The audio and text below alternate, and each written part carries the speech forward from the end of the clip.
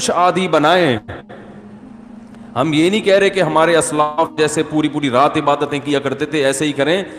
کچھ تو عادی بنائیں اپنے آپ کو اللہ کے سامنے رونے ہونے کا, کچھ تو اللہ کا نام لینے کا اپنے زبان کو عادی بنائیں. جو تبلیغ والے تسبیحات بیان کرتے ہیں جو صحیح احادیث سے ثابت ہے کہ 100 مرتبہ صبح لا الہ الا اللہ وحدہ لا شریک لہ لہ الملک ولہ الحمد وہو علی کل شیء قدیر, اور بعض روایت میں یحیی و یمیت وہو حی لا یموت. یہ حدیث میں تبلیغ والے تو تیسرا کلمہ بتاتے ہیں, یہ کلمات حدیث میں آتے ہیں. آپ صلی اللہ علیہ وسلم نے ارشاد فرمایا جس نے 100 دفعہ یہ کلمہ پڑھا اس سے زیادہ نیکیاں پورے دن میں کوئی شخص نہیں کما سکتا سوائے اس کے جو اس سے بھی زیادہ مرتبہ پڑھے.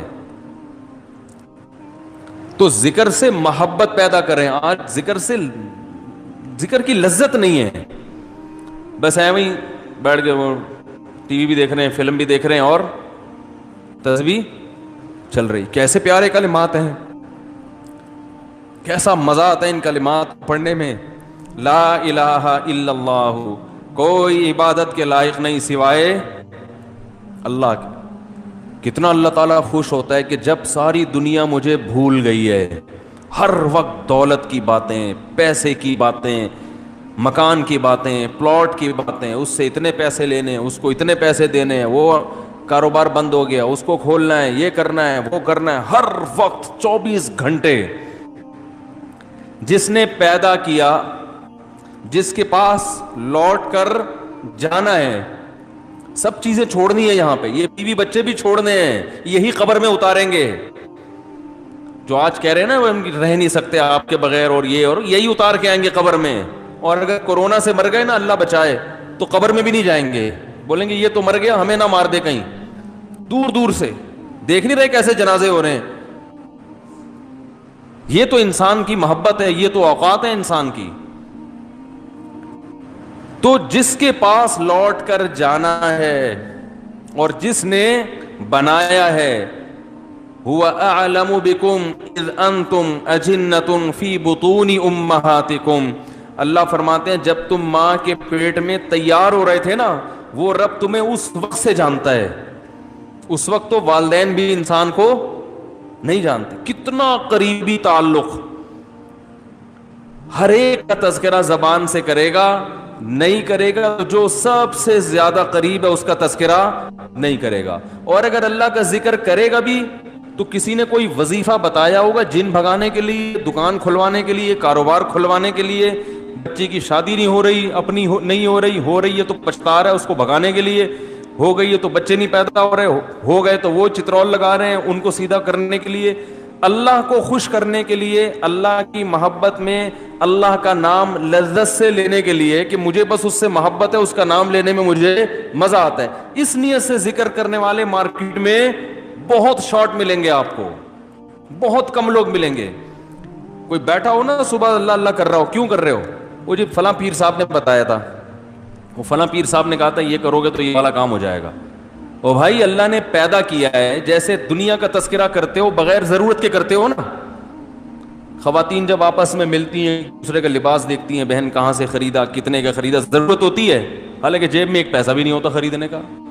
لیکن محبت جس چیز سے ہوتی ہے اس کا تذکرہ کرنے میں انسان کو, بولو نا بھائی, مزہ آتا ہے. مرد جب آپس میں بیٹھتے ہیں تنخواہ پوچھ رہے ہوتے ہیں, کیسا چل رہا ہے بزنس, کیا ہو رہا ہے, کتنا پروفٹ ہوا. جس چیز سے محبت ہے انسان کو اس کا نام لینے میں مزہ آتا ہے.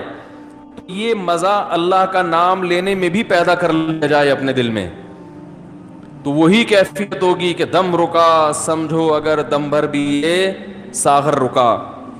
میرا دور زندگی ہے یہ جو دور جام ہے. حضرت فرمایا کرتے تھے, ہمارے حضرت جب بیان کرتے نا اور اللہ کی محبت میں کبھی کوئی شعر سنا دیا تو پورا موضوع ان کا چینج ہو جاتا تھا. جیسے میں شادیوں پہ آتا ہوں نا اگر, تو پورا موضوع میرا کیا ہو جاتا ہے, ارے جہنم کی بات چل رہی ہو, وہاں کی ہولناکیاں چل رہی ہوں, سانپ بچھو, اور کسی نے شادی کی بات کر لی تو ہمارا پورا ٹاپک چینج ہو جاتا ہے نا.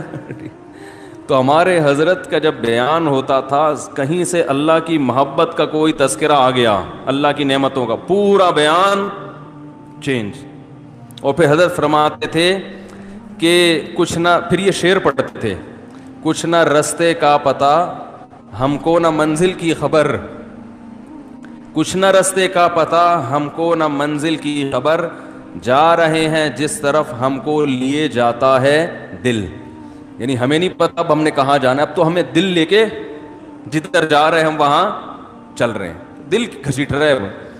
تو اللہ کی محبت میں یہ حال کہ اب دل جہاں لے کے جائے گا وہاں، تو دل تو یہی کہہ رہا تھا بس اللہ کا تذکرہ کرو بیٹھ کے.